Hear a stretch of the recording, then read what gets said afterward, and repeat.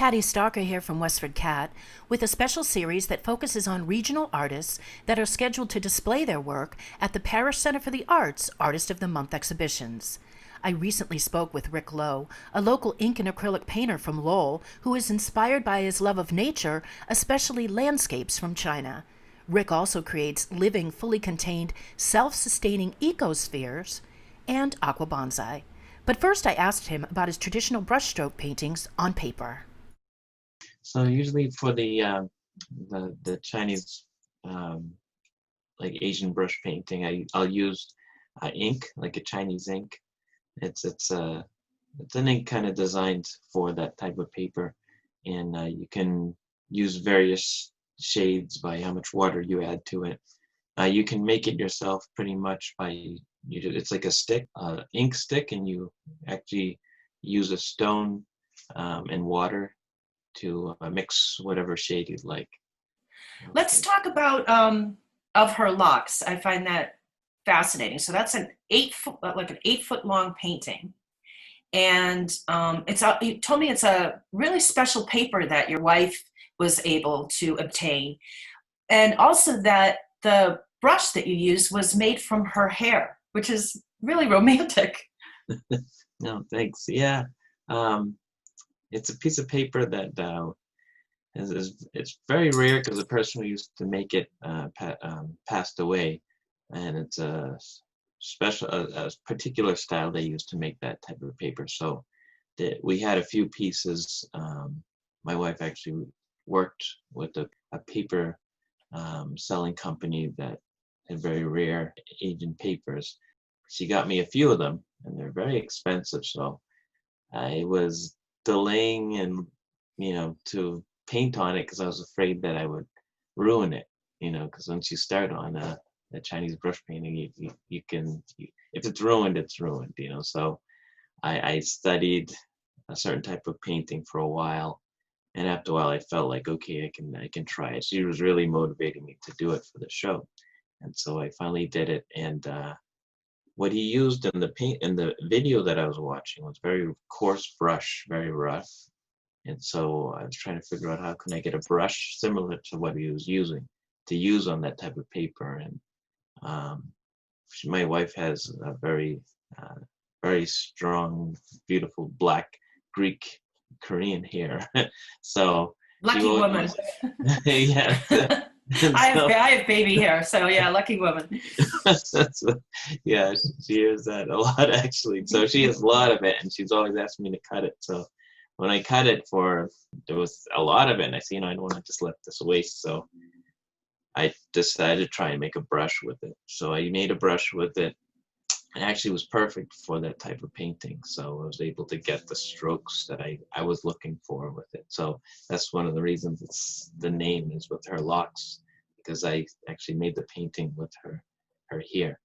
And also there's a poem that she wrote, and we did it in characters. So I painted it in characters, and it's a play on words. So it's really a beautiful poem. So that's also on the painting with her locks. So there's another painting in your exhibit. It's bamboo.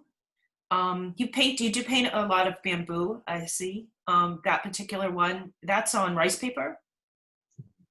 Yes. So that bamboo is it's my favorite plant. It's so many uses. It's very calming to hear it when the wind blows on it. It's the subject of a lot of my paintings. So yeah, I used one of those handmade papers to make that painting as well as on some of the acrylics that I'll do. I'll make that my subject is bamboo. Behind you, a rather stark image that's called Fishing the Catacombs. Can you talk a little bit about that? Yeah, so that one, like a lot of the works I do, I guess you could say, are sometimes accidental, sometimes something random happens, and that it turned out to be a painting. So I was actually making the background for an acrylic piece that I was doing, and I was using a roller, and I was using a few different colors, and so another canvas, and I said, you know, what can I make with this? I don't want to waste this paint. So I started dabbing, and a scene came out, and it looked like a vast area. And then I drew an Asian fishing boat at the bottom, and some birds. So it ended up being a piece of it. I guess a lot of people have liked that piece, which it's funny when they ask me, how did you make it? I'm like, well, it was like a random thing. By an accident. Yeah. That's fascinating to hear, though. I love to hear the thought process. It's the same with musicians. They you know, just start fooling around, and all of a sudden they've got a great song. So it's interesting to hear the process, for sure. So some of your more colorful paintings, and I like these panels that connect, such as your connecting koi series. You have different ones, and they can move about, and that's pretty cool. How did you come up with that idea? I wanted to make a type of painting where you could kind of customize it. I love customizing and doing your own scene. So I love fish. We have a lot of fish tanks, and koi are just so beautiful. They have so many different colors, and I wanted to include as many of the different types of koi that I could, color patterns. So I figured that if I put the ends of the koi on certain parts of the painting and had 2 panels, you could actually change it yourself, whether vertically, horizontally, and you'd see a different scene. So that's how that painting came about, the connecting koi. Yeah, that's really fun.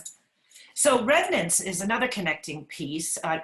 It doesn't appear you could move those about, but it's sort of, you know, a larger painting and goes down to a smaller, and that's a real beautiful piece as well. Oh, thank you. That one is another one I was trying to incorporate different pieces, different sizes too. See how they could look on a wall. So it just created this scene that it's a stormy scene, but you can see the leaves, and the wind is bringing everything to the end of the painting, which gets smaller and smaller. That one, yeah. So that one was sold, but it's one of those paintings that, you know, when you look at it, it just changed. It seems like it's moving because it's small and because of the action inside the painting. So. Now, Midnight Franz, a brilliant red background on that. How did that come about? Yeah, that's one of those that again, I love the Asian setting, and that one I love the calming, using colors that fade to black. It kind of gives a calming feeling to it, and so again, I love nature, and I love like Asian scenes. So that's how that one pretty much came about. And Midnight Franz too. I'm sorry, Sakura at Midnight. That is another brilliant piece. Oh, thank you. The Asian flair, yeah. Oh, thank you. That one, I love cherry blossoms. They're just such a beautiful tree, and I love to match like dark with a highlight, so that I made the cherry blossoms lighting up on that dark background. So I also noticed you have a character that runs through some of your paintings. yes, it's the man I call the Wanderer. He's in a lot of them. He's just traveling in distant lands, and he's usually looking off a mountain or a cliff, or it kind of symbolizes somebody who's continuing to search. And he's in a lot of my paintings. You'll see him with his straw hat. You actually put him in an animation. It's kind of cool. He was jumping from painting to painting. That was fun. Oh, thank you. So after a show, I found an app that I could replace parts of my painting and add parts. And so I decided to try and see if I could animate some of my paintings, make them come together. And so I made the Wanderer, who's in a lot of them already, jumping from painting to painting and going into different parts of the painting. So the app was it was pretty easy to use, but it looks like since he's already in all these paintings, it's like he's traveling to each part that he was in. And so I enjoyed doing that. So that's something I've been trying to do, is animate some of my paintings. Are you self-taught, or did you study somewhere? I went through comprehensive art in high school, and then after that I took some design classes, but mainly self-taught. I through video and books. I was, from when I was little, I would draw comic books. So I'd make all sorts of, I had my own characters and everything like that. But then after that, I tried to figure out how I could make some money doing that. And so I started painting. Actually, if my sister-in-law, one time we were out eating, and one of my friends said, I looked at a painting, a Chinese brush painting, and said, I wish I could do something like that. That's what I would love to do, something. And they said, you could do it. I know you could do it. Friends of mine are just like encouraging me. And then my sister-in-law bought me a brush painting set. And then from there on, I just kept into it. I love that type of art and that type of a style, because for me, I need to keep moving, keep working. I'm not the type that starts a painting and then can finish it, a week later. I have to do it all in one time. So Chinese brush painting is that way, where you pretty much you do the painting, you finish a painting, you don't come back to it really. So it was great for my style. I love to, and you can move on to the next one. So that's the way that's how I work better when it comes to art. So I've loved that type of painting. But then I started doing acrylic when I had my first show, and then after that, I've been doing also living art too, which is another thing that's actually one of my main things that I do now, is living art. Let's talk a little bit about that. Okay, so it's called Aqua Bonsai, and I create living artworks that can go into your fish tanks. So I make a skeleton out of metal. I coat that in silicone, and then I dip that in a crushed lava rock, and then I tie moss onto that, and it grows like a tree. It makes like a bonsai tree, or if I make a structure, maybe it's a character or whatever someone wants me to make custom for their tank, I can make, and it'll grow out. And it's actually like it creates an addition to the ecosystem, because it filters the water, the greenery helps add oxygen, and the fish love it. They love living in them and making their homes in them. So that's one thing that I do, as well as I create little ecosystems called shrimp spheres. They're like a fully self-sustained little ecosystem. I put these shrimp inside called upeula. They're from Hawaii, and they live 20 years.